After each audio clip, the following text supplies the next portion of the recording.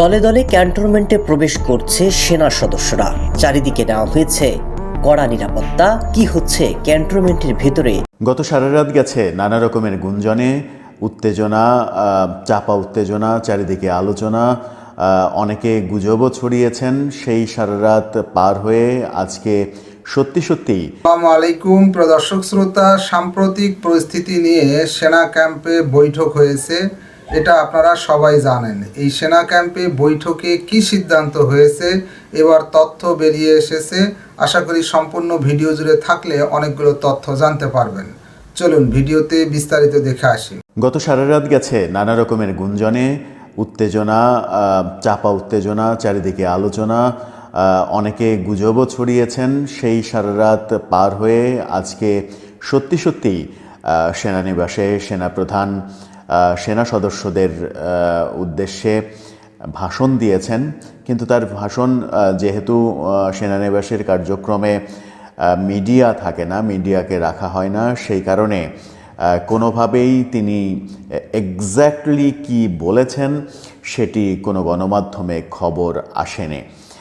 বাংলাদেশের কোনো গণমাধ্যমে খবর না আসলেও ভারতীয় গণমাধ্যম কলকাতার 1 নম্বর দৈনিক আনন্দবাজার এটা নিয়ে রিপোর্ট করেছে। সেনা সদরে কি হচ্ছে, সেনাবাহিনীর মধ্যে কি হচ্ছে তেমন রিপোর্ট করেছে। নানা রকমের আলোচনা তো হচ্ছে চতুর্দিকে। আদতে সেনা অভ্যন্তরে কি হচ্ছে? জরুরি অবস্থার যে গুঞ্জন চলছিল, আমরাও বলেছি জরুরি অবস্থার গুঞ্জন সারা রাত ব্যাপী চলেছে, সেটারই বা আপডেট কি? এদিকে স্বরাষ্ট্র উপদেষ্টাই বা কি জানালেন? সব মিলিয়ে আলোচনা করব। সেনাকেন্দ্রিক এই আলোচনা। থাকবেন পলিটিক্স টিভির নিয়মিত আয়োজনে।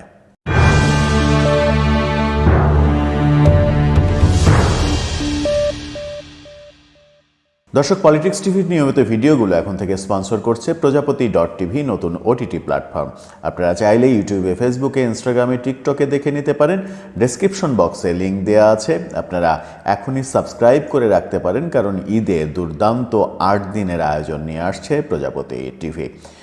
চলে যাচ্ছি মূল ভিডিওতে। বলছিলাম সেনা সদরে কি হচ্ছে। গত সারা রাত নানা রকমের আলোচনা গুঞ্জন চলেছে, অনেকে গুজব ছড়িয়েছে। একটি ভিডিও চিত্রকে ভাইরাল করে দেয়া হয়েছিল।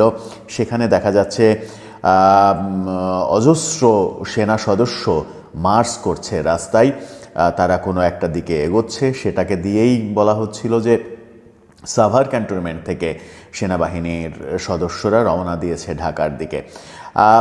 এটা গুজব হওয়ার সম্ভাবনাই বেশি। অন্য আর একটা ব্যাপার ছড়িয়ে পড়েছিল গত রাতে, সেটা অবশ্য গুজব নয় সম্ভবত। সেটা হচ্ছে সেনা সদরের কিছু কাগজপত্র সামাজিক যোগাযোগ মাধ্যমে ছড়িয়ে পড়েছিল, যেখানে আজকে যে অনুষ্ঠানটা সেনা সদরে হলো, অফিসার্সদের নিয়ে সেই অনুষ্ঠানে যোগ দেওয়ার জন্য বিভিন্ন পদাতিক ডিভিশনকে, পুলিশকে, র্যাবকে ইউনিফর্ম করে, যারা বিশেষ করে র্যাবে সেনাবাহিনীর যে সকল সদস্য আছে তাদেরকে ইউনিফর্ম পরে সেখানে যোগদানের আদেশনামা, একটা দীর্ঘ কয়েক পৃষ্ঠার চিঠি সামাজিক যোগাযোগ মাধ্যমে আমরা ছড়িয়ে পড়তে দেখেছি। আজকে সকাল 10:30টায় সেই অনুষ্ঠানটা সেনা সদরে শুরু হয়েছে। হাজারো সেনা কর্মকর্তা, সৈনিক সেখানে অংশগ্রহণ করেছেন। কিন্তু শেষ পর্যন্ত সেখানে কি হলো সেটার এক্স্যাক্ট নিউজ বোধহয় এখনও গণমাধ্যম দিতে পারছে না। কিন্তু কলকাতার আনন্দবাজার পত্রিকা বলছে এখানে অনেক কিছুই হয়েছে।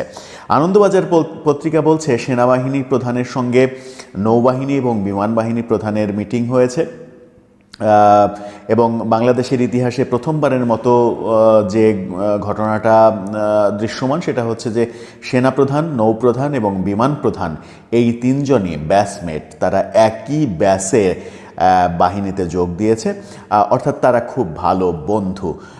3 বন্ধু মিলে কি করছেন বাংলাদেশের ভালো বাংলাদেশের জন্য, সুন্দর বাংলাদেশের জন্য, সেটা অবশ্যই আমরা অপেক্ষা করব। সেটা দেখার জন্য বাংলাদেশের কোটি কোটি মানুষও অপেক্ষা করবে। তাদের মধ্যে কি সিদ্ধান্ত হয়েছে শোনা যাচ্ছে বাতাসে কান পাতলে শোনা যাচ্ছে যে নৌপ্রধান এবং বিমান প্রধান সেনাপ্রধানের উপরে আস্থা রেখেছেন, বলেছেন যে আপনার প্রতি আমাদের শতভাগ আস্থা রয়েছে, দেশের কল্যাণে যে সিদ্ধান্ত ভালো হয় সেই সিদ্ধান্ত আপনি নেবেন।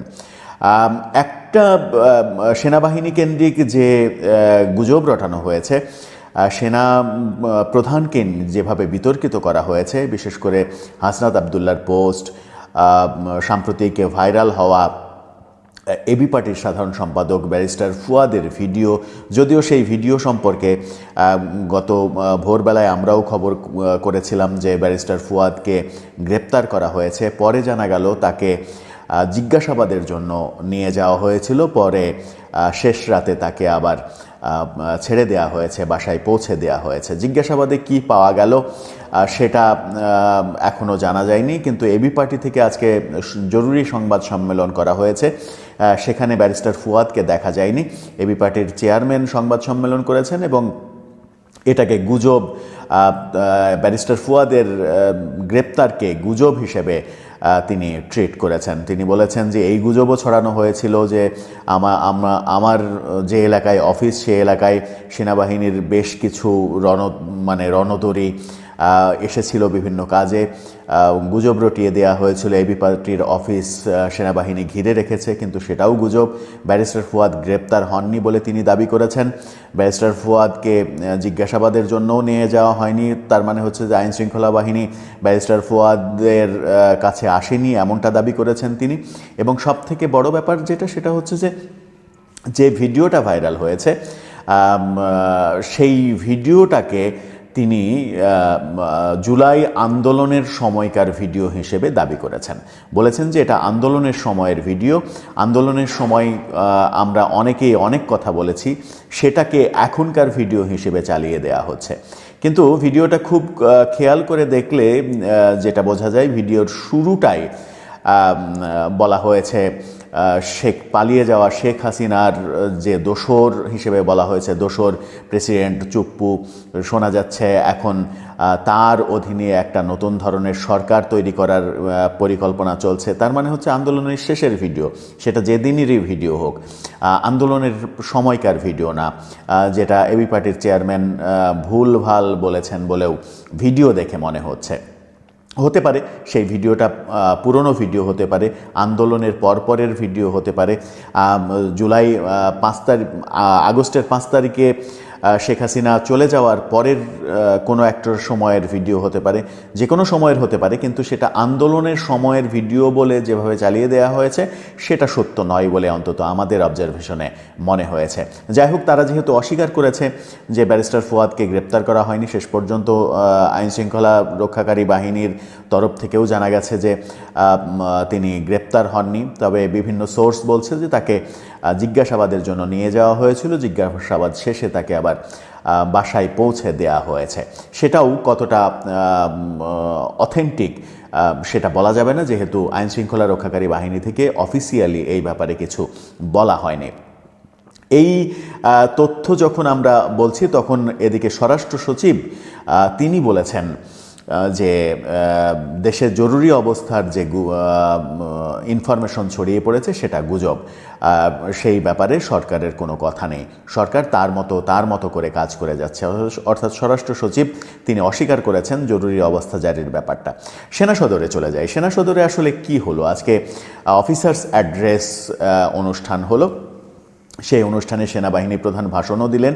এটা অন্তত গুজব ছিল না। গত রাতে যেটা ছড়িয়ে পড়েছিল যে সেনাবাহিনী গত কালকে, এটা বিভিন্ন মাধ্যমে এই খবরগুলো ছড়িয়েছে এবং সেই খবরটা অথেন্টিক খবর। গতকালকে দুপুর 12:50 থেকে 3টার পর পর্যন্ত প্রায় 3 ঘন্টা সেনানিবাসে সেনাদের বড় অফিসারদের, জিওসি প্রধানদের মিটিং হয়েছে। কেউ সরাসরি উপস্থিত থেকেছেন, কেউ জুমে অনলাইনে উপস্থিত হয়েছেন। সেখানে মিটিং হয়েছে এবং সেই মিটিংয়ের পরে সিদ্ধান্ত হয়েছে আজকে সেনাবাহিনী প্রধান এই অফিসার্স অ্যাড্রেস অনুষ্ঠানে দিক নির্দেশনামূলক ভাষণ দেবেন।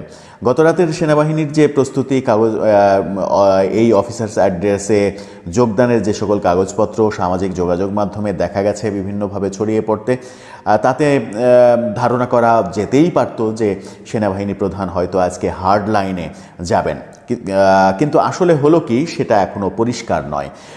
একটা ব্যাপার জানা যাচ্ছে, সেনা মানে যে ব্যাপারটা বলতে গিয়ে অন্য প্রসঙ্গে আসলাম, সেটা হচ্ছে হাসনাত আবদুল্লাহর যে ফেসবুক স্ট্যাটাস এবং এবি পার্টির সাধারণ সম্পাদকের যে ভিডিওটা ভাইরাল হয়েছে, এই সব মিলিয়ে একটা ভালো কাজ হয়েছে। সেটা হচ্ছে এর আগেই আমরা জেনেছিলাম যে সেনা অভ্যন্তরে কোন্দল কলহ সৃষ্টি করার নানা রকমের ষড়যন্ত্র চলছে। আইএস থেকেও ষড়যন্ত্র চালানো হচ্ছে সেনাবাহিনীর অভ্যন্তরে নানা রকমের কোন্দল তৈরি করার। এদের এই কর্মকাণ্ডের কারণে, এই হাসনাত আবদুল্লাদের স্ট্যাটাস, এই সেনাবাহিনীকে বিতর্কিত করার এই নানা রকমের কর্মকাণ্ডের ব্যাপারে সেনাবাহিনীর বিরুদ্ধে স্লোগান দেয়া, হাসনাত না ওয়াকার, এই ধৃষ্টতা দেখানোর ফলে যেটা হয়েছে সেটা হচ্ছে যে সেনাবাহিনীর বন্ডিংসটা 100% হয়েছে। সেনা সদর থেকে যতটুকু শোনা যাচ্ছে তাতে সেনা একেবারে সৈনিক থেকে অফিসার পর্যন্ত সকলের একেবারে শতভাগ বন্ডিং তৈরি হয়েছে, তারা একাট্টা হয়েছেন। সেনাবাহিনীর বাহিনী হিসেবে, সেনাবাহিনীর প্রতিষ্ঠান হিসেবে সেনাবাহিনীর সম্মান অক্ষুণ্ণ রাখার জন্য যে কোনো ভালো ডিসিশন, যে ডিসিশন ভালো হয় এবং সেনাবাহিনীর সম্মান অক্ষুণ্ণ রাখা এবং দেশের স্বার্থ অক্ষুণ্ণ রাখার ক্ষেত্রে যে ডিসিশন ভালো হয় সেই ডিসিশন নেয়ার ব্যাপারে সেনা প্রধানকে দায়িত্ব দেওয়া হয়েছে এমন খবর শোনা যাচ্ছে। অর্থাৎ সকলে একাট্টা হয়েছেন। যে বিভেদের কথা শোনা যাচ্ছিল সেনাবাহিনীর মধ্যে, সেই বিভেদটা যদি থেকেও থাকতে পারতো আগে, এখন আর সেই বিভেদটা নেই। তারা একাট্টা হয়েছেন, তারা এক সুতোয় গাঁথা হয়েছেন। এই উপকারটা অন্তত হয়েছে যে তাদেরকে নিয়ে যে ষড়যন্ত্র হচ্ছিল সেই ষড়যন্ত্রটা পাশ কাটিয়ে জেনারেল ওয়াকারের যে অধিনায়ক হিসেবে তিনি আরও বেশি পাওয়ারফুল হয়েছেন, আরও বেশি ডেডিকেটেড হয়েছেন, আরও বেশি গ্রহণযোগ্য হয়েছেন সেনা সদস্যদের, সেনা অফিসারদের কাছে। এটা একটা বড় ব্যাপার এবং এটা যদি থাকে, সেনাবাহিনীর মধ্যে বন্ডিংসটা যদি 100% থাকে, তাহলে বাংলাদেশে যে কোনো ষড়যন্ত্র রুখে দেওয়ার জন্য সেনাবাহিনী একটা বাহিনীই যথেষ্ট বলে মনে করেন অনেকে। জরুরি অবস্থা জারির ব্যাপারে এখনও গুঞ্জন চলছে, যদিও স্বরাষ্ট্র সচিব অস্বীকার করেছেন সেটা। স্বরাষ্ট্র সচিবের ব্যাপার যদিও এটা না, কারণ জরুরি অবস্থা জারি করার ব্যাপারটা রাষ্ট্রপতির উপরে নির্ভর করে। সেখানে সেনাবাহিনী মুখ্য ভূমিকা পালন করবে, সেনাপ্রধান মুখ্য ভূমিকা পালন করবেন, রাষ্ট্রপতি জরুরি অবস্থা জারি করবেন। জরুরি অবস্থা সরকার জারি করতে পারে না, অর্থাৎ ডক্টর ইউনূসের যে অন্তর্বর্তীকালীন সরকার, সেই সরকার জারি করতে পারে না। সেই সরকারেরই একটা অংশ হচ্ছে, কর্মচারী হচ্ছেন স্বরাষ্ট্র সচিব। সেহেতু সরকারের বক্তব্য এখানে খুব একটা গুরুত্বপূর্ণ নয়, যদিও গুরুত্বপূর্ণ, কারণ সরকার থেকে যখন জানানো হয় এরকম কিছু হচ্ছে না, তখন সেটাকেই আনুষ্ঠানিক বক্তব্য হিসেবে ধরে নিতে হয়। যাই হোক, যে গুঞ্জনই চলুক, যে গুজবই চলুক, গত রাতটা আবার মনে হচ্ছিল যে সেই জুলাই আগস্ট আন্দোলনের সময় রাতের পর রাত যেভাবে গুজব ছড়িয়েছে, সেরকম একটা গুজবের রাত গেল। কিন্তু রাত শেষে মনে হলো যে গত রাতটা এত বেশি গুজবের যায়নি, গুঞ্জন চলেছে এবং সেই গুঞ্জনটা 100% যে নেগেটিভ গুঞ্জন চলেছে তা নয়, কিছু একটা হচ্ছে। সেই কিছু একটা হওয়াটা হয়তো ধীর লয়ে হচ্ছে, সেনাবাহিনীর মধ্যে বন্ডিংস তৈরি হয়েছে। এই ব্যাপারটা অন্তত বলা যায় যে সেনাবাহিনী একাট্টা হয়েছে।